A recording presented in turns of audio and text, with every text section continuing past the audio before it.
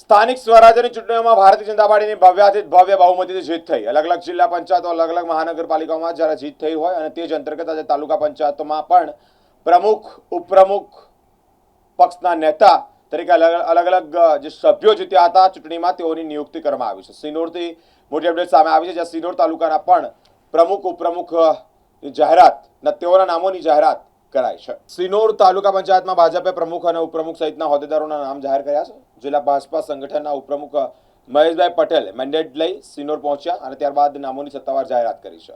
તાલુકા પંચાયતની ચૂંટણીમાં ભાજપે 16માંથી 14 બેઠકો જીતી પ્રભુત્વ જમાવ્યું, ત્યારે હોદ્દેદારોની વરણી કરવામાં આવી છે, ત્યારે ખુશીનો માહોલ જોવા મળ્યો છે। સિનોર તાલુકા પંચાયતના પ્રમુખ તરીકે હિનાબેન વસંતભાઈ રોહિતની પસંદગી કરવામાં આવી છે, જ્યારે ઉપપ્રમુખ પદે પ્રિતેશભાઈ રમેશભાઈ પટેલની વરણી કરાઈ છે। કારોબારી ચેરમેન તરીકે જિજ્ઞેશભાઈ પટેલ, પક્ષના નેતા તરીકે યોગેશ્વરીબેન પંચાલ અને દંડક તરીકે કલ્પેશ કુમાર વસાવાની નિમણૂક થતાની સાથે કાર્યકર્તાઓમાં ઉત્સાહ જોવા મળી રહ્યો છે।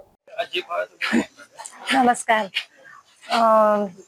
મારું નામ રોહિત હિનાબેન વસંતભાઈ છે અને સિનોર તાલુકામાં મને મેન્ડેટ મળ્યું છે તે બદલ હું આભાર ગણું છું અને હું ખૂબ સરસ રીતે કામ કરવા ઈચ્છું છું અને કરીશ।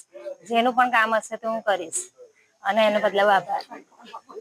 આજ રોજ ભારતીય જનતા પાર્ટી દ્વારા જે મેન્ડેટ આપવામાં આવેલ છે તેમાં સિનોર તાલુકાના પ્રમુખ તરીકે હિનાબેન તથા ઉપપ્રમુખ તરીકે પ્રિતેશભાઈનું મેન્ડેટ આવેલ છે અને અમે ભારતીય જનતા પાર્ટીના પ્રમુખ તરીકે અમે બાંયધરી આપીએ છીએ અમારા તાલુકાને કે ભાઈ અમારી જનતાનું જે કામ અધૂરું છે તે પણ આ લોકો દ્વારા અમે પૂરું કરીશું અને આવનાર સમયમાં સિનોર તાલુકાને પ્રગતિના પંથ પર અમે લઈ જવા આતુર છે।